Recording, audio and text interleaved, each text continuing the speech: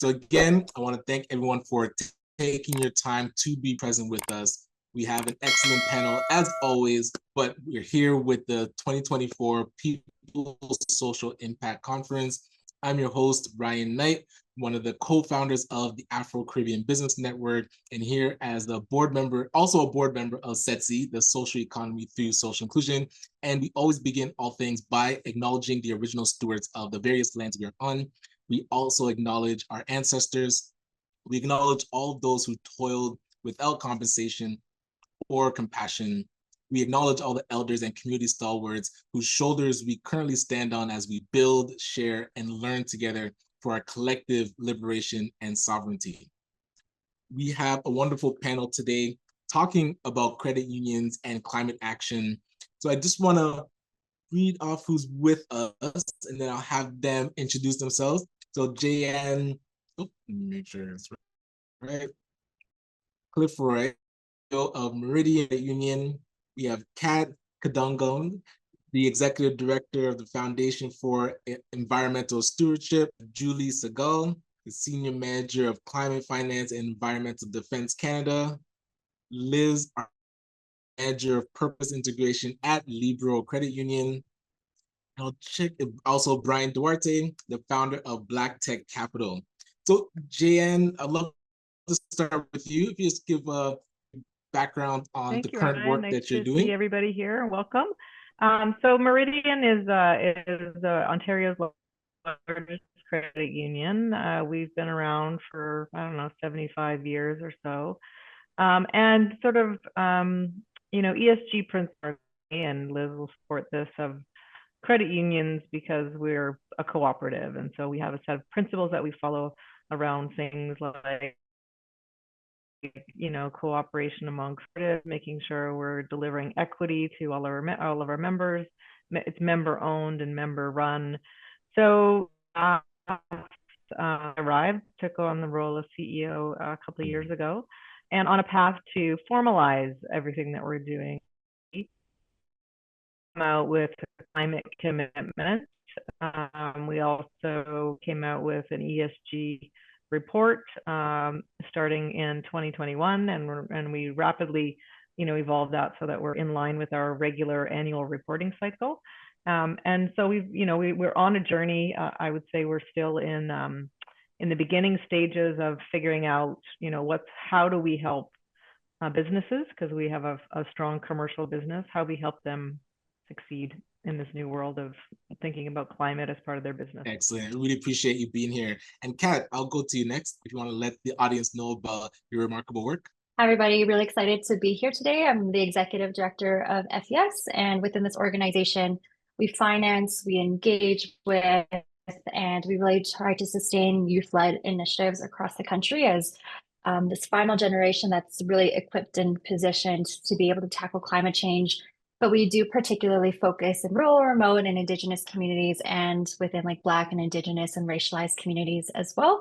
And we do this through two different programs through FES, one of them being the Youth Harbor, where we pool philanthropic funds and we redistribute it across different movements across the country, really focusing on groups that are trying to shape public narratives, cultivate the political will, so we can actually garner the public and civic support to deploy these solutions that we just need so rapidly deployed using this justice lens. And then we also work with our Now for Net Zero team, and we provide these small little grants to about like $15,000 to $20,000 to rural, remote, and Indigenous communities in the Maritimes, in Northern Alberta, and kind of the places that you really wouldn't suspect that you'd be able to find money on energy and mitigation projects to really engage young people from a very early age on what does a new climate economy actually really look like.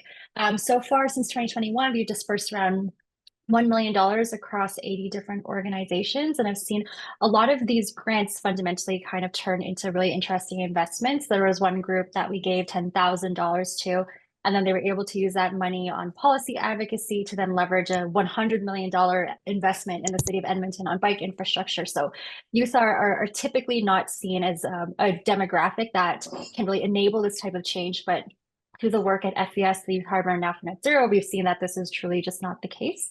So we're an entirely youth-led and youth-serving organization. So also unique to FES is that all of our staff is 30 and under, and our board is comprised of 50% youth, and we have good governance.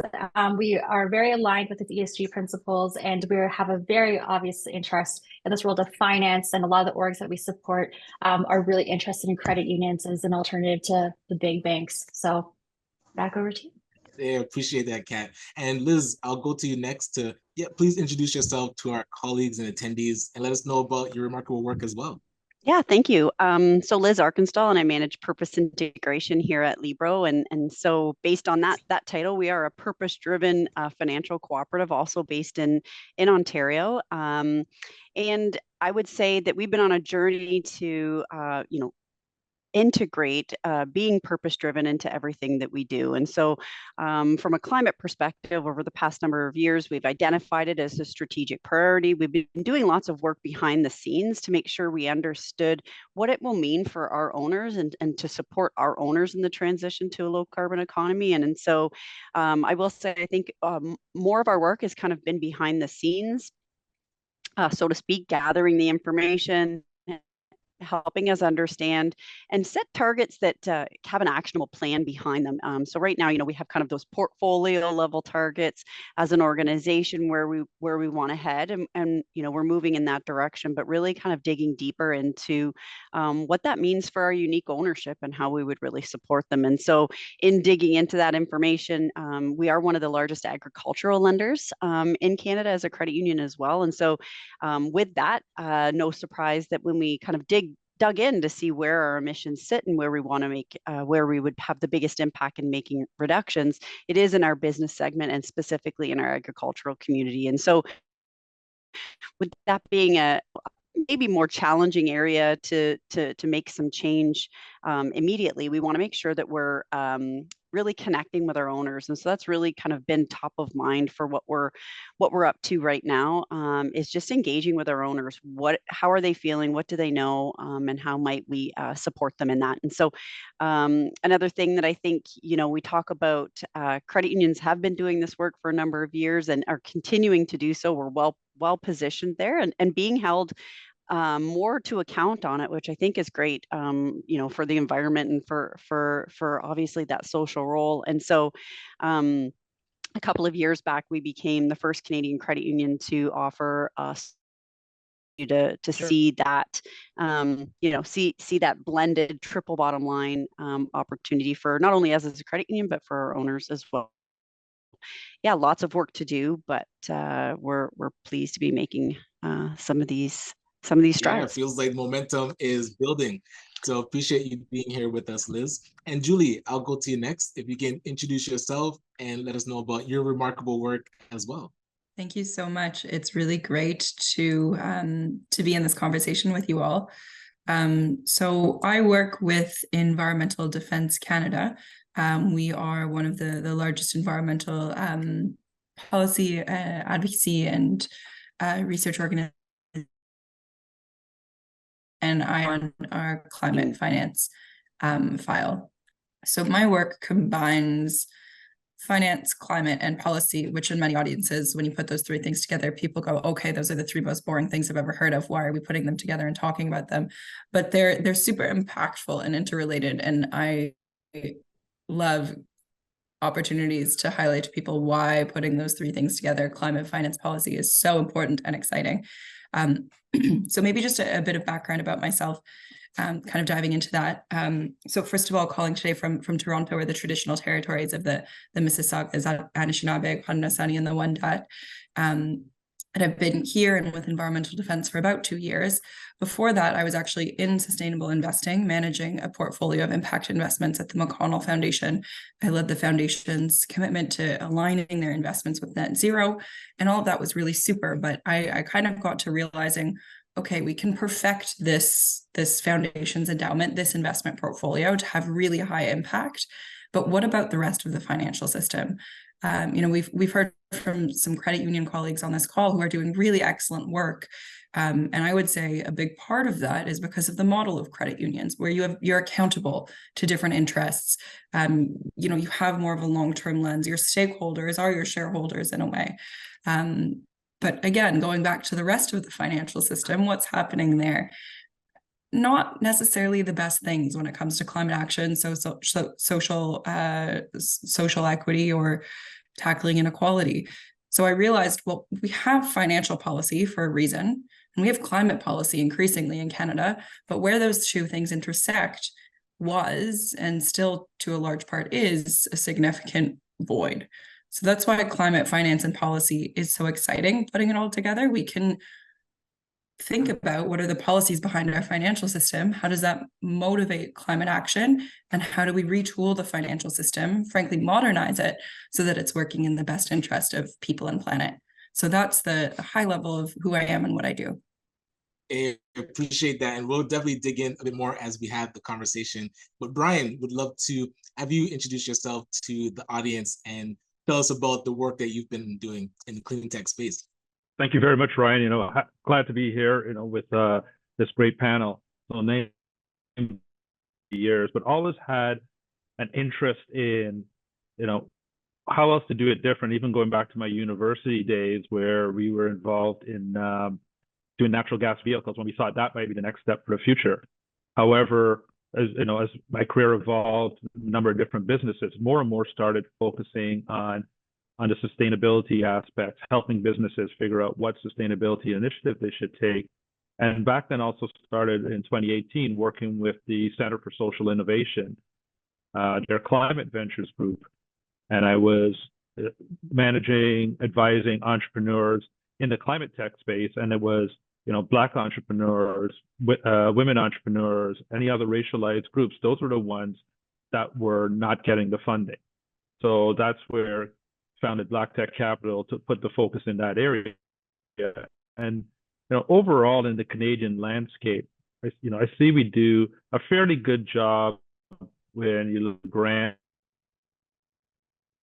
when these companies started, right? And we've got lots of great innovations coming in the climate tech space, but then there's this big gap before, in the early stages for founders to get funding, the pre-seed or early seed stages, as it's called, just when they're early revenue or pre-revenue, how do you get these climate initiatives going? And that's the space that we like to play in, right? Is, investing in founders that would normally be overlooked, but then also helping to bring that climate action, because I don't think it goes without saying that it's definitely needed, that we need all these different solutions. And I say it's not a technological challenge we face, it's people challenges. It's stuff like Julie brought up, how do we change financial policies to make it easy for getting funding in today's, and I love the great work that the credit unions are doing as well. But we're playing a specific role, and it's not just venture capital for the sake of making. Yes, of course we have investors. Yes, we're looking for a return on that investment, but we also as equally track the metrics that those companies are having. So we're looking at impact metrics, we track on the environmental side as well as the social side. So we've got a little bit of a different approach of how we're doing our investing lens from. Excellent. And again, really appreciate that you're part of the conversation. Well, I'd love to give us context on how we're tackling this mission when we're talking about climate action. Would you like to give us your perspective on how this approach and where you feel climate action combined with how credit unions operate can help us move forward? Definitely. Thanks so much, Bryan. Well, let's start by talking about the fact that regrettably, we're in a place where climate change is affecting all of our lives. And I know sometimes, maybe to people in the group that can feel banal, but it's the most important thing for us to recognize that climate change is becoming increasingly severe. Canada had wildfires in every province this year. I know many conversations I have are with people mourning the loss of winter and wondering if we're aging into a world without winter. So losing cultural connections as well as physical safety. Across Canada this past December, on average, the country was 5 degrees warmer than it should have been, not 0.5, but 5 degrees warmer than it should have been in December. All of that context is really important to high pace at which we need to change our economic and financial systems to really cut emissions and build resilience to climate change. So I think this idea of operating in a real economy or a financial economy that's separate from the natural world has put us in quite a significant pickle that we really need to confront very quickly. To keep warming to the safer levels of below 1.5 degrees, we need to cut emissions in half by 2030, and then reach net zero by 2050 or sooner. The government of Canada has a plan to do that, with certainly improvements to be made in lots of different areas, but the financial sector is quite a significant missing piece of that plan. And again, there are institutions and certainly lots of people working with institutions who are trying to move in that right direction of cutting emissions quickly and building resilience. But as a whole, the financial sector, so I mean banks, pension funds, insurers, asset managers, companies they're investing in, that entire sector is not on track to bring us towards a safe climate and to build resilience. So what really needs to happen is for every single investment decision to now be going through a climate lens for, real estate investments when you're building infrastructure, to think about how am I making this resilient to climate change and energy efficient, and not locking it into a reliance on oil or gas or fossil fuels. All of those investment decisions today are building the economy of tomorrow and the months and years after that. So really comprehensively, we need to address where money is flowing and how it's flowing. And like I said, the way I think about this is through financial policy, and really happy to get into that more. But maybe for now, I'll leave it with that stage setting of just saying, we don't have a lot of time to dally. In fact, we don't really have any left. And the investments that are made really at the top of these decision trees have very significant implications and repercussions for whether or not we and our families and communities get to live in a safe climate.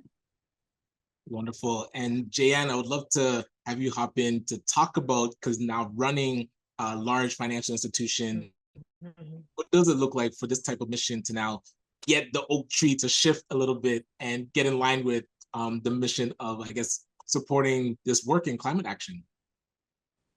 Yeah, so I think I would start with thank you, Julie, for what you're saying. I think there's that's the truth, right? That's where we're at, and it's not an easy transition, as we all know, right? So I have an electric vehicle, for an example, which is great, but all the component parts of my vehicle, the design of the vehicle, the tires, everything else is still not clean. So while my emissions might be lower, the vehicle itself is probably made with dirty, so I think it's for me, it's about helping to accelerate that transition and making that a possibility for businesses. We've already made commitments that we're not going to finance oil and gas, as an example. We've also made similar commitments around some other things, right? We're not going to finance arms. We're not going to finance companies that are using child labor. So we've made some of those sort of bolder statements. But that also is not a simple thing, because we want to help Indigenous communities, for an example. And many Indigenous communities have gas stations on their land because those were the industries that they were allowed to go into when they were allowed to build businesses on their land. So do we say no to an Indigenous community who wants a gas station, already has a gas station, because we're against oil and gas? It becomes a very complicated thing. But I think in general, we're pointing ourselves in the direction of two things. One, helping our members through these climate crises that Julie talked about. So how do we help our members be simple things like, is their house, are they flood proofed? Because the number one cause of damage to people's houses is actually from flooding. So how do we help them with very simple tools? How do we help them make sure they've got the right insurances, that we can finance properties, that we're looking at all the data so we can help, make sure that they're not buying something in a floodplain or whatever. So we're sort of trying to help them through the climate mitigation. And then we're working with making sure that as we're financing bigger projects, construction projects of affordable housing or construction projects of housing in general or whatever, that we're starting to impart that climate friendly, are you using all of the materials necessary to make sure that facility is also, emitting less than it would have been using other products and services. So we think there's kind of a against, it's happening in front of us. So how do we help our members get through that? And also how do we help transition to a different way? And so certainly top of mind. And like I said, we're on a journey and having some of those very interesting conversations inside our organization around the fuzzy gray line between doing it the way we want to do it and doing it, but the way our members want us to do it, right? So, but I think I agree with Julie. I think more action is necessary. Like Libro, we have not said we're going to go out and sign some big declaration and make a big hoo-ha about it. We want to be an organization that actually does it in real time, all of the time, right? So for me, it's more important that we do it than it is about saying we're going to do it. And I love that. And Liz, would love for you to jump in as well as Libro now, the conversation going from just theory to action. How has it been with the mission of climate action and the conversation happened at your credit union? Yeah, I think, we need to upskill ourselves as well. So, large credit union, but not large when we look at, our friends at the big five, certainly, right? And so what we've been doing is saying, yeah, we want to be able to deliver on our, emerging goals that we've set. And so we've really looked at kind of adding to our bench strength and our knowledge. So it's been a lot about communication and education amongst our board, our leadership, making sure we have the governance set up in place so our board know how to govern to climate accountabilities. And, this is new to them as well. And so they're keenly interested. And really a piece of that has been talking with our owners and knowing that, Jan talked about how do we start to build this into, how we're lending. We're talking a lot right now about how do we build this into our procurement. We have a lot of power in what we purchase, not just what we finance. And so we have a long way to go on that. I have a meeting tomorrow morning talking about how do we further build in some of these requirements into how we are purchasing things and who we are purchasing them from, so that we're looking for ways that, yes, we can do that certainly within our investing and within our lending, but what are some of the collaborations and the partnerships and the things that we can do to amplify that change with others as well. And so something we've been thinking about, when I think about business and agriculture is certainly, and we can't do this alone, or nor should we all be trying to tackle this on our own. But when we think about, I'm going to give an example. The Dairy Association has a net zero commitment, and now they have launched a transition plan for farmers in around dairy, right? And we're seeing that completely unrelated, but also just that they have it available as around.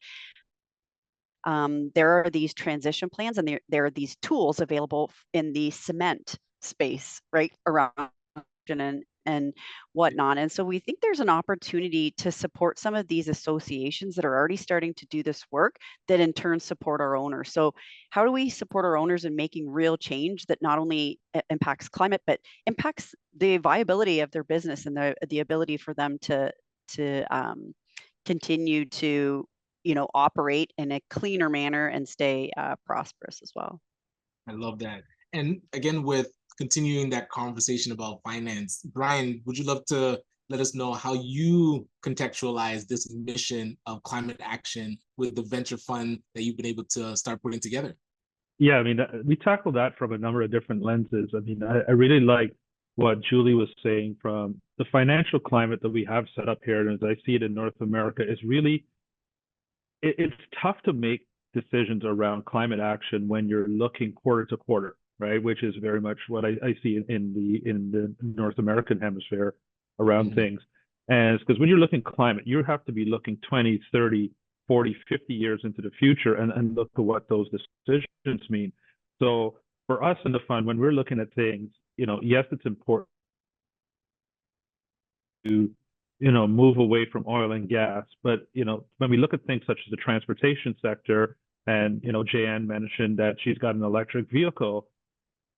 In fact, going, on the transportation side, yes, that's an easy one relatively speaking, to go electrify, get off of oil and gas. But, you know, how, she said, how are her tires made? You know, how are all the different components, right? The amount that we use oil in our everyday lives is huge. So when we're looking at particular companies to invest in, we're trying to look at what are different ways they're out there to decarbonize.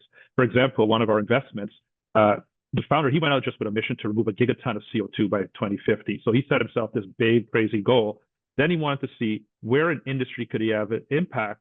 And it came across a process that they're using that right now in water treatment. So our water treatment plants around the world use a substance called acrylamide that basically gathers all the crap together so you can remove it out. The only way to do that, make that product today, is with another substance called acrylonitrile that's made from petroleum. So we treat our water with oil, basically, to do that. Right. So he has come up with a way to use captured CO2 and ethanol, so a plant-based substance, and to make the, you know, without getting too technical, to make the stuff that's going to go into this that allows that industry to decarbonize. So that's how, when we're thinking about investments, how do we tackle, you know, help those founders tackle those big problems, right? And tackle those big scale, big impact things. So we're looking from that lens, and then we're also looking, you know, who else can we partner with from a financial perspective that can help us along that journey? Because these are, you know, we help at the early stages, but when those projects get to the massive, you're talking hundreds of millions of dollars to bring them to scale. So, you know, that's the lens we're looking to see. It's complicated, but we think there's enough smart people out there that can help solve it and just get the minds around it. And I really appreciate that perspective. And Kat, we'd love to get your context on how you're tackling this mission with the current work that you're doing to improve climate action in Canada. Yeah, thank you, everybody. I really liked what Julie, you mentioned about like really framing this around a climate crisis and what we really have to be responding to. I think what's really interesting about finance is that from like a climate perspective, it's very clear what we shouldn't fund in terms of like mitigation, in terms of the fact that we need to stop investments. And one thing that credit unions and other financial institutions can commit to, I think where the complexity is what do we continue to fund? And through what we fund and through what we invest in, what are those values that we're reflecting in within those investments? We talk a lot about commitments when it comes to mitigation, reducing our emissions, reducing emissions within our procurement. But I think on the other side of what we think about from the youth perspective is how do we deal with these concepts of like adaptation and responding to the climate crisis that are not so easily monetized and quantifiably that we're not able to quantifiably measure. And I think from a credit union perspective, there's a really interesting opportunity to fund adaptation work or create like low emitting options, something that is more readily accessible. But to actually calculate that when you're so far removed from the actual deployment of that strategy, I imagine it's very difficult for these types of organizations. So I think there's already an imbalance between like from the perspective of our vantage points when we work with equity deserving communities, sometimes mitigation efforts is not the main focus. A lot of times what the main focus is adaptation and being able to respond to the worst impacts of the climate crisis where there's incredible funding, coasts are receding, and then how do you then as a financial institution balance what's the biggest priority when you do have members that to some degree are searching for some sort of return on investment or mitigation reduction, but adaptation is not something that you can perhaps quantify quite as much. So what we do at FVS, really, and not being a credit union or a financial institution in traditional sense, but really start across the margin, at the margins, and try to understand from their perspective what they actually need. Because a lot of times we talk about these institutions and these investments from a very thematic sense. We want to invest in electric vehicles, we want to invest in affordable housing. But I think from our perspective is like who is actually benefiting from these investments and who has access to the benefits of these investments. And I think this is what Black Tech Capital is responding to, about who is actually being active participants in the next social economy. We do this through grants and empowering youth, but I think there's often quite a challenge when it comes to investments, who actually has access to this money, are the same people that have benefited from the climate crisis, the same people that are going to be benefiting from this next generation of investments. And I know these are all things that are being, actively thought about within a lot of these new financial institutions. But if we don't adopt this level of I would say reflection within that and really bring it back to climate mitigation, finance, and justice, then we are at risk of just perpetuating the same harms to the same people. So I think from that vantage point, like our mission is very inextricably linked to justice, and saying there is the finance out there, there is the tech out there, there is, this abundance that we can tap into to be able to tackle the climate crisis, but we still, regardless, need to focus more on these advocacy efforts to generate the political will to deploy these solutions and deploy them fairly and to deploy them through a justice lens. And this is where policy comes in.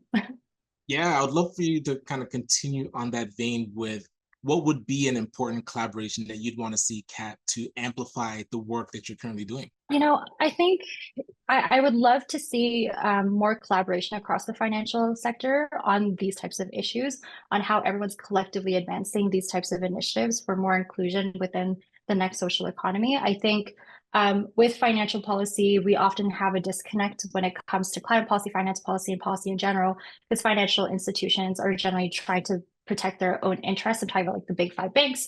They're trying to maximize their money, and you have these lobby groups against these financial policies. I think from a credit union perspective, it'd be very interesting if we would have financial institutions that have social purpose woven into it, really step up to say, like, this is the future that we're heading into, instead of trying to replicate the same kind of things that these big banks are trying to do.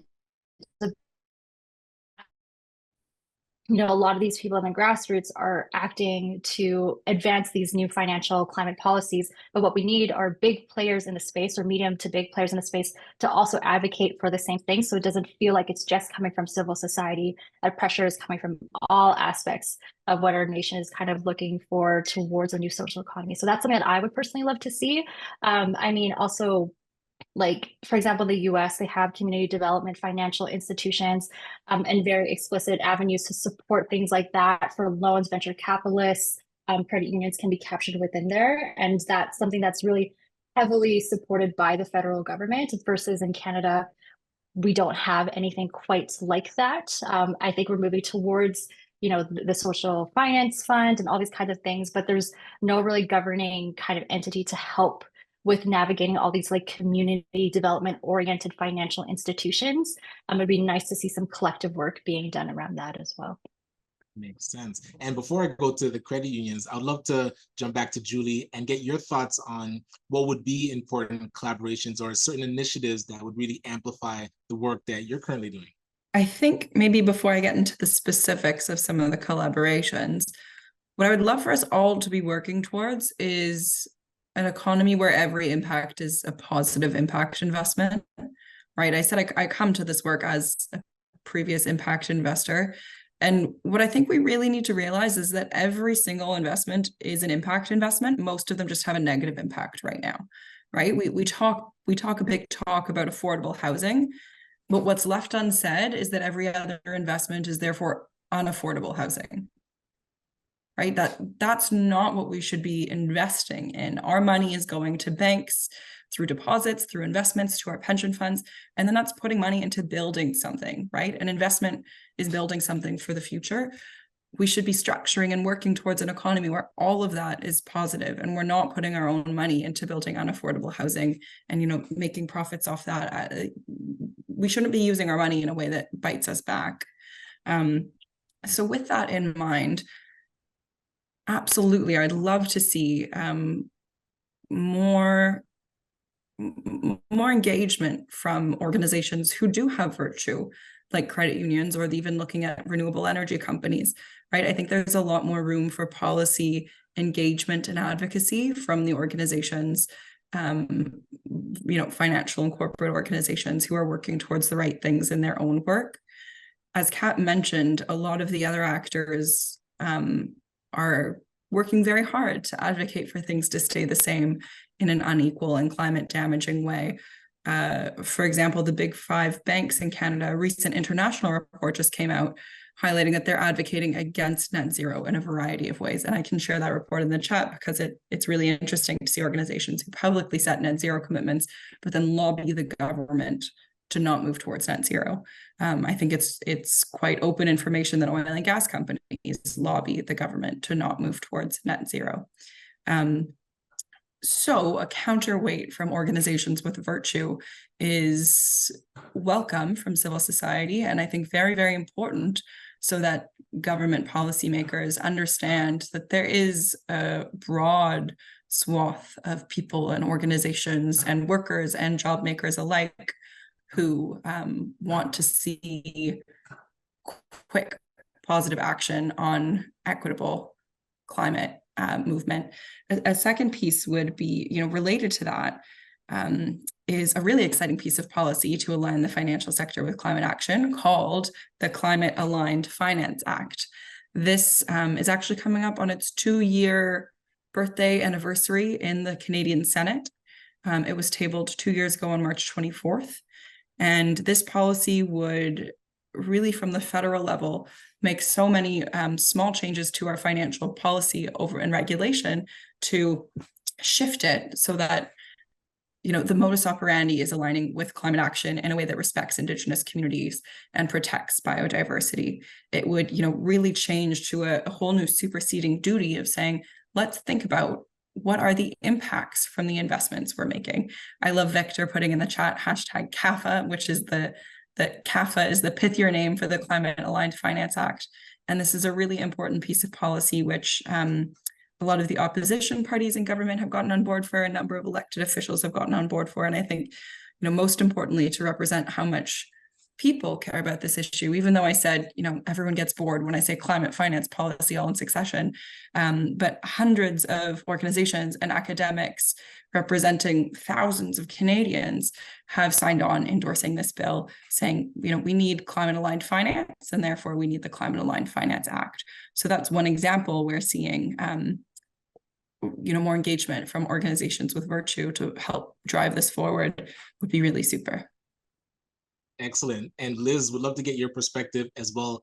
What are you seeing through the credit union at Libro, that initiatives that either need to be in place or collaborations in place, or those that already exist that really amplify your work? Yeah, I think you spoke about, kind of those purpose-driven organizations having a larger voice and advocacy, and I would say we feel that's a role and a duty that we have, and I think we're still sorting out where it is that we can have the most impact. And so when we look at kind of our roadmap and our plan, collaboration and advocacy is something that we certainly know is going to be, we only have so many levers that we can pull to do some of this work, and that is certainly part of it there. So we're actually in the midst of hiring a government advocacy role. We had it, we are missing it right now, and they were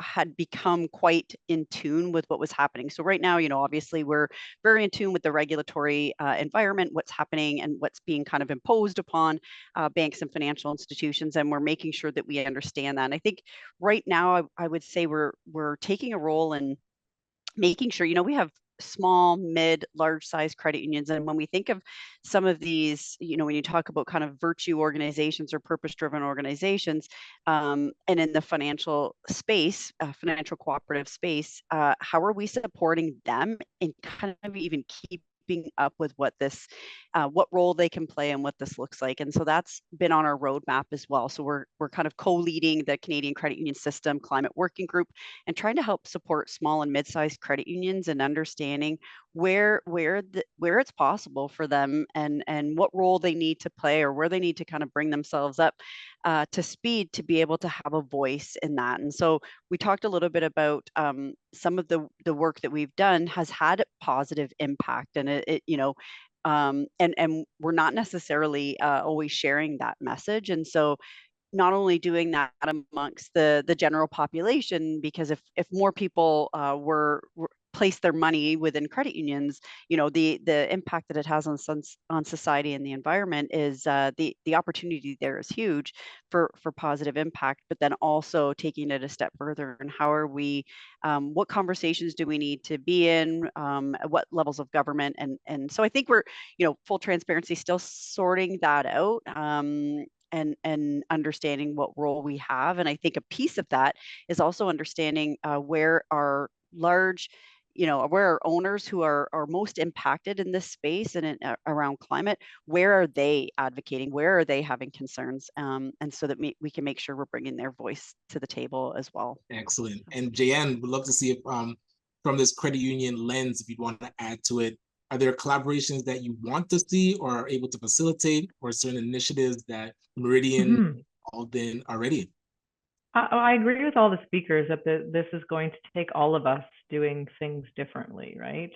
And so I think Liz was very gentle in saying, but I'll be more bold. If you want the credit unions to step up, we need more members. We're not big enough. We don't even collectively across the country, we're 8% of the financial services, or maybe even 6%.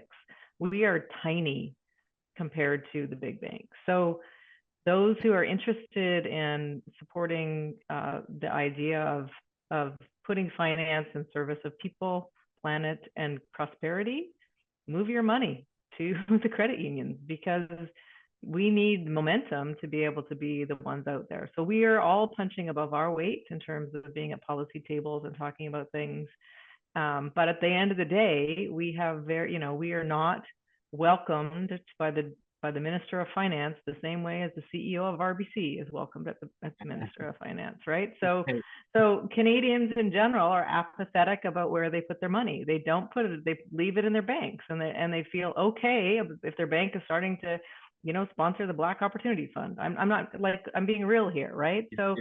So like, everybody has to do something, and it starts with ourselves. And so I would say, everybody on this panel, if you're passionate about this, put your money in a credit union, because that's what's going to start growing it. It's member-based. We are certainly on three key priorities. One is access to finance for all. 2 is helping our members plan for a future that's inclusive and clean. And 3, building financial confidence. We purposely do not use the word literacy, because literacy incites that I'm smart and you're not. And our job is really to be in behind you, helping you do whatever you need to do. So within that, collaboration is huge. And so the Afro-Caribbean Business Network and us are partnering on a micro loan. We've got partnerships going with BDC to help finance small businesses, entrepreneurs who come from all kinds of diverse backgrounds, who have not had a seat at the economic table. We're advocating and always looking for relationships to help advance whatever is necessary in the area that people are passionate about, right? Like Liz, we're looking at our procurement channels, and we're making changes to say, if you don't follow the same rules as we do, we don't want to do business with you. We want to make sure that we're doing it from all the way through the organization, that we're making sure that who we hire and what they do is indicative of the communities that we serve. We've got ESG ambassadors, and we've got every branch doing something. So we want to take care of our own organization and our own environment. We're a living wage employer. We want to make sure that our own people are treated well, and that they're doing everything they can to make the future brighter and more inclusive and greener. And at the same time, we're influencing our business members, and we're actually saying no to some things when a business comes to us and looks for a loan and we don't like what we see, we say no. So, but I think to get to the scale that we are desiring, sorry, but you're going to have to all put your money in a credit union so we get stronger and more robust as a change agent for the financial services sector, because it's in our DNA. Just to jump in there, Ryan, yeah, and don't quote me on the stat, because I can't reference exactly, but the sentiment is that where you put your money has about 10 to 20 times the impact than making 11 different lifestyle choices and changes to support a greener economy. And so there's some, you could debate a bit of the stat there, but I mean it really speaks for itself, is that's where the that's where you have the power. We share a wealth platform across all the credit unions that has a big focus on sustainable investments, and has the ability to bring in new investment opportunities for us all. We're driving that through our KPIs from a wealth management perspective. We've got green deposits and green loans to help those people who want to do so. So we're doing our part, and we would love to do more. But that requires scale. And so scale comes when more people join and say, yes, I want to put my money in a place that I believe fits my values, like you do when you buy other things, right? Absolutely. And at minimum, even if you're at a traditional bank, having a credit union account as well. And we have a conversation, because we do it better. Yeah. Yes. And one thing, to shift gears just a little bit to Bryan and talking about now venture capital. What are your thoughts on attracting venture capital to a space when you're focused on clean tech and focusing on climate action? Are you finding it's hard to wrestle that money into this space? Or what collaborations would you want to see to amplify your work? I mean, I guess I'd tackle that from a number of different points. I mean, collaborations that we have underway is more so with universities. So we've got collaborations with TMU, we've got collaborations with Guelph University on their ag tech, because Canada does a great job of putting billions of dollars into universities and coming up with different innovations, but most of them, right? So we don't have the structure in our society to take those innovations and bring them out. So those are collaborations that we have underway right now. Collaborations that we're missing are more collaborations with business, because while there are a number of groups, and I agree, the oil and gas sector in particular are doing everything and lobbying against it. When oil and gas has the largest delegations at the COP conferences, that's not for everybody else's benefit. Right. But there are more businesses out there that want to do things, but they just don't know how, right? So those are more collaborations I'd like to see. Say, hey, here, what's your problems? How can we help solve them? I was just talking with a researcher at TMU yesterday who's working in the water sector, but he wants to talk more with industry, because he goes, I'm solving some stuff, coming up with neat things, but I don't know if I'm necessarily doing the right things. So that's a collaboration that we work to help try and facilitate, because while I love different founders and what they're coming up with, they're sometimes not coming up with the right thing. So if we could collaborate more with industry, we'd get to the right thing. And then on the finance side, we do not see enough money go into this sector. And the challenge is, what I'm seeing from a lot of the financial institutions is the money needed at the early stages. So but it's not big dollars, it's dollars into a larger number of smaller companies, knowing that a good percentage are going to fail, because that's just what's gonna happen as people try things, make it work. Some things work, some things don't. And how do we find mechanisms for those institutions to be able to deploy lesser funds? For example, I was talking to the McConnell Foundation, but their check sizes are massive, right? So how do we make something work for the smaller scales, right? And have not figured out the answer to that one yet, but that's another collaboration that I would like to see.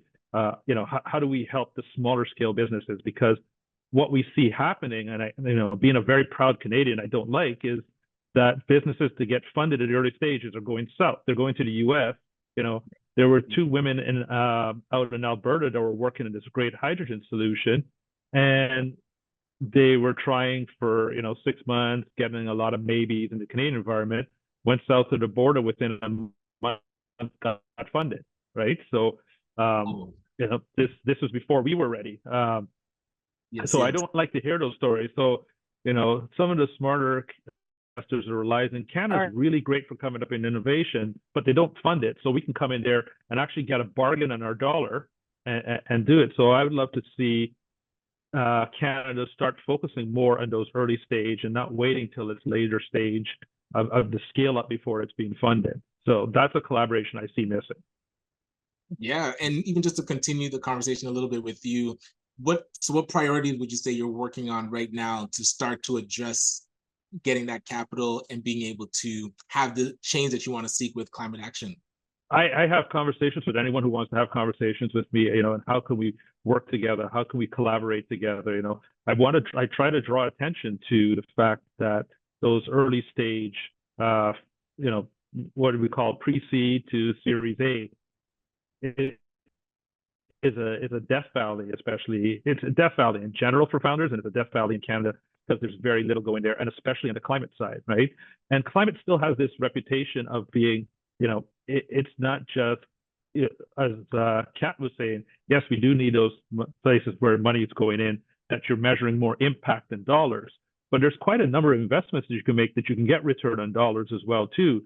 So it's not like 2008, 2009, people were investing in that sector and then it collapsed, right? But the imperative is there. There's a lot showing that there's a lot of good investment and so education out there, you know, piece by piece. And that's part of the messaging that I like to get out. I appreciate that. And Kat, actually, I'll come to you next just to learn more about the key priorities you're currently working on as the mission continues. Yeah, so we're actually launching a new strategy at the end of April with all of our funds. And we're launching an ambitious, I would say, like, strategy to raise more money for youth-led climate action, because this is a really key moment for cultivating the political will to deploy climate action and really strengthening civil society so that we can really be able to scale for impact. And we're going to kind of do this through 5 different streams. In the way that we disperse is obviously providing access to vulnerable and more marginalized communities, getting them in the spaces where their voices can be actually heard and where they can influence, but also people from northern communities that are most impacted by the climate crisis so they can actually have their voices heard in these really influential decision-making spaces, and then assembling people, getting people the actual opportunity. I think with youth climate action is actually very similar. It's not similar to venture capitalism, but in a way, it's very hard to find that small seed funding and getting that first vote of confidence to be able to actually pilot and try something out. Because until you're able to actually demonstrate that this is feasible to some degree, it's really hard to secure funding outside of these things. So getting people to assemble and pilot. And then the next, I think, other death valley that I would argue also exists is when you're in this, when you've been able to demonstrate value, and once you've been able to get these small grants, once you want to get into this medium stage, this is also a point where I feel like a lot of organizations drop off, because now you need to all of a sudden be able to get this grant for millions and millions of dollars, but there's really nothing between sometimes like almost this $50,000, $100,000 mark to this $250,000 mark. So there's this very niche opportunity to be able to incubate groups at that scale so that they're ready to go to maybe perhaps a more institutional funder to prove that they have the capacity to be able to scale up. So this is really what we're focusing on, about how do we use the money that we have to like engage, contribute, leverage, equip, sustain, so that when they're going to the institutional funder and getting more money, that they're equipped with the governance systems, the strategic systems, the administrative systems, so that they can actually be able to very confidently say that they are ready to secure those, to secure that money. I think at FES, because we have a really interesting vantage point. I think anybody that deploys money has a really unique spot in the sense that you're connected to investors, you're connected to who you invest, and you're connecting to perhaps policy. I think we're leaning a little bit more into like, how do we actually convene these spaces that we have a door in, that we have a foot in? So how do we actually bring people that are working on similar problems and issues together, whether that be across generations, that's through peer-to-peer networks, or that's across different sectors. So these are things that we're kind of trying to tap into, like understand your own positionality as both a funder and an advocate. How do we actually bring these people together to convene to be able to scale for impact? Yeah, it makes sense. And Julie, would love to hear from you about, again, key priorities that you're working on, and that it's how we can, as an audience, amplify your work as well. Thank you, Ryan. I think I've talked about some of the key priorities in terms of the Climate Aligned Finance Act is such an amazing piece of policy that would modernize, future-proof our economy in terms of shifting a lot of finance in the right direction, to put it simply. And there's a lot of opportunity for individuals to engage. I can give people a bit of a preview that next Monday, which will be the 2 years since it was tabled in the Senate, you'll likely be seeing on social media a number of videos, and we invite you to kind of post one yourself next Monday as well, sharing why is policy for finance to align it with climate action so important? Why do you as a person or as the organization you're working for understand that financial investments aligning with climate action is so important? So that's one preview and as well an invitation. And if anyone is curious about participating in that on the 25th, which is next Monday, posting a video, but I perhaps so that's a really exciting piece is progress on the Climate Aligned Finance Act. Another piece that Liz mentioned, I think right at the start, is transition plans. Most large financial institutions and companies globally and across Canada have targets to reduce emissions to net zero by 2050. Present company aside, a lot of organizations don't actually have plans to deliver on that target. So for example, again, looking at the banks, many of them don't have plans for changing their operations to align with the targets they've set. A number of companies don't have plans to align with the targets they've set on climate. And this isn't anecdotal. There's a lot of research, including from Oxford Net Zero, showing that most companies don't have plans to align with their climate commitments. So trying to move towards requiring credible climate transition plans that prioritize equity and integrity across the economy would be a really concrete way to bring us towards this economy where all investments have a positive impact. And that is one thing that the Climate Aligned Finance Act would help advance. Maybe lastly, I just want to really celebrate the energy that Jayan and Liz were bringing in terms of growing the credit union sector. I think that's so important. And the way I often talk to people about this is, we as individuals can act as citizens by engaging in policy, as I've been talking about quite a bit, engaging with your member of parliament, supporting the Climate Aligned Finance Act, as well as consumers, as many people start to think of first, are you zero waste? Are you buying, recycled yogurt containers? But also, are you switching your money and the investments to places that are aligned with positive action? So I think, certainly growing the credit union sector is one form of building the positive influence of these more, stakeholder aligned organizations. And then also back to your previous question, Ryan, it's a lot about collaboration, even if perhaps the Minister of Finance doesn't listen to one individual who's not the CEO of RBC, 10, 20, 30, hundreds and thousands of Canadians or people living in Canada saying we want to move in a certain direction does have a certain power. So I think that the collaboration aspect, talking about, yes, what's your individual action, and are you doing the positive things that you have an opportunity to do there? And then how do we engage together in collaboration, both as individuals and organizations? I love that. And Liz, I'd actually love to hear from you. Similar calls to action for the audience. What can we be doing as a community to really move this work forward with climate action? Yeah, I think, when I think about, we know the business case is strong for having a social purpose. We know that, workers are asking us for it, consumers are demanding it, investors. So I think in your role as consumers, asking questions from who you're purchasing from, who you're banking with, who you're doing business with.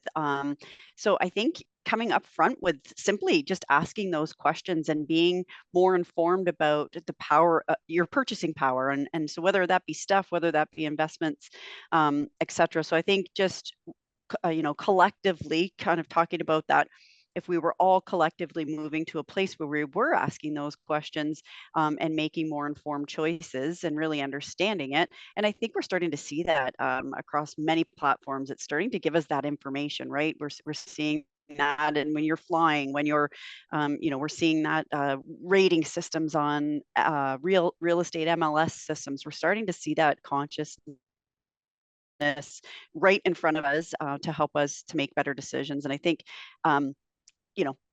not to kind of beat the same drum, but really making sure that you are putting your money invested in a place that is having a positive impact. And so when I think about, even as a credit union, we're part of the Responsible Investment Association. And so that's a way also for us to amplify our voice, because Responsible Investment Association and, all of our investment specialists are now trained in responsible investing. And that not only from the investment itself, but that also advocacy work. And there's a lot of, that we sign on to and put our voice behind similar organizations that are having, their values are aligned. And so I think, and then I think about, when I think about us as a credit union system, Jay and I already talked about it, but how do we kind of work together to create awareness at scale of the credit union difference and what and the significant impact that it can have? I love that. And Jan, would love to get your closing thoughts and a call to action for those. I mean, I think you gave one already, kind of like go become a member. But curious if it's another call to action for the audience as well. Yeah, and hey, I don't care which credit union you join whatever one fit, it's not about joining us, it's about just joining one. So I think, I think we're on the right path inside the organization. We're already net zero. We're doing the right work, getting our understanding, like Liz, data, do we have the right data? How do we influence our business and personal members? How are we building those relationships to ensure there is equity and money is not just going to the organizations and the people who've always had it, but it's going to the places. So we're doing all of that. I think there is more work to be done on banding together and thinking across the horizon of who are all the influencers, as Julie talked about, or as Kat talked about. Who are all the influencers, and how do you get an ecosystem system kind of perspective going in unison because quite frankly, with the economy the way it is right now, I've been watching and fearful that the tipping point between purpose and profit, we were kind of on the path, through the pandemic around, really that much more balanced perspective. But now that the economy has changed, you're seeing a lot of people pulling back on their investment in people, or, who reads the Globe and Mail, like there's no female CEO successions in any of the banks. Like that's wrong, right? So I am a bit concerned about that. So I think now's the time to put the pressure on to keep driving towards the future. As Julie said, we're out of time, we're out of choice. This is becoming an urgent issue. It affects the most vulnerable first.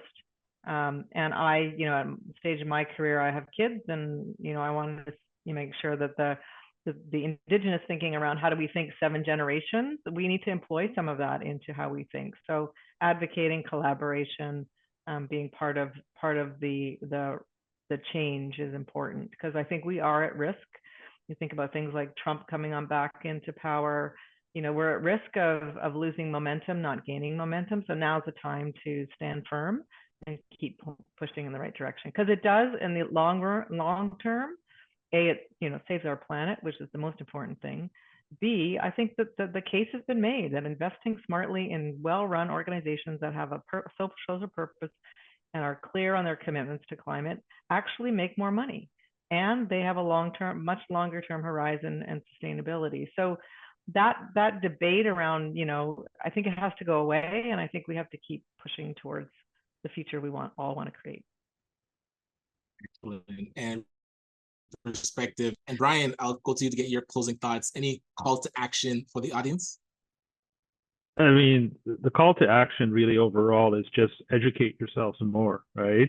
Unfortunately, as Canadians, we're very comfortable, right? We're not facing, for the most part, any immediate threats that we can see. We talk about the climate threats. Those of us here are well educated and know they're real, but in the Canadian context, people are comfortable. And how do we get uncomfortable? How do we get uncomfortable about the changes happening? How do we just not say, oh, this was a really warm winter, oh well, right? No, we can't just say, oh well, we had so many days that we couldn't go outside last year because of all the forest fires across the country. Can't stop. You got to stop saying, oh well, right? And educate ourselves. And it doesn't take much, right? Even if it's just little action steps like Jan's calling for, supporting your credit union, supporting, those organizations that are doing things that are for your, and we have a huge opportunity coming up in front of us here we're seeing something in the neighborhood, I don't know how many, $70 trillion that's transferring in wealth from the baby boomer generation to the next generation. And, you know, a lot of it is changing who has control. I mean, there's a lot more women coming into wealth and control, right? And so now opportunity generate to that large group's wealth, money into something that's going to make a difference in the future. And Jan said it, and it still will make you money. It's not like you're throwing your money away, right? But just be educated about your decisions. Don't follow what you've always done, right? You know, my mother, bless her soul, you know, she'll vote liberal because she always voted liberal, right? Whereas to me, no, like look at who's running, who's representing you, and make your decision there. Don't just do it because you've always done it, right? So that'd be my call for action. Just do things with your eyes open versus you've always done it that way before. That. And Kat, we'll close out with you. I did see you put into the chat that the Change Course website working towards encouraging the switch from credit unions or to credit unions from banks. So we'd love to get your thoughts on calls to action for our audience. I just want to echo what everybody else has said so far, like put your money where your mouth is and educate yourself, but also in the same degree, like educate yourself, but then continue to pay attention to what's happening around us politically, culturally, and what are the things that we actually genuinely want to respond to. For example, like Julie's work with the Climate Aligned Finance Act, like these are things that people just don't pay attention to.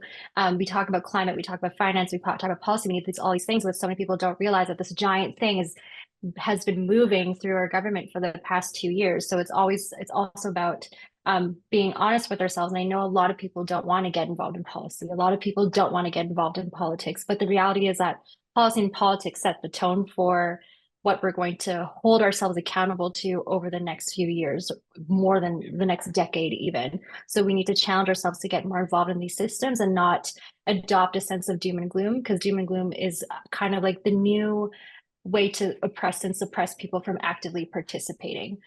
So I think we need to move beyond doom and gloom and actually actively participate. We have a lot of interesting elections coming up that will set the tone in critical years for the next 4 years of exactly what our governments municipally, provincially, and federally are going to do. So get involved and ensure that we're holding these people accountable to actually represent the interests of people like us that are trying to advance this agenda, whether that's done in an individual level, volunteering, campaigning, or just trying to learn and just having these discussions. I think those would be my goals to actually enable a world where we have a financial system and just climate solutions.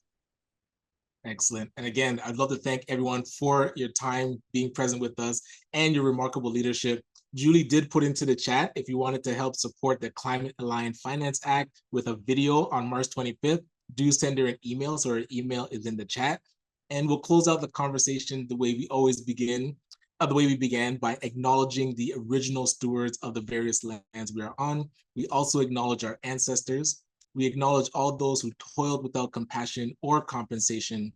We acknowledge all the elders and community stalwarts whose shoulders we stand on as we build, share, and learn together for our collective liberation and sovereignty. We really appreciate you being part of the Social Impact Conference, and it's going to continue in about an hour's time. So definitely take a break, grab something to eat, and we'll see you shortly.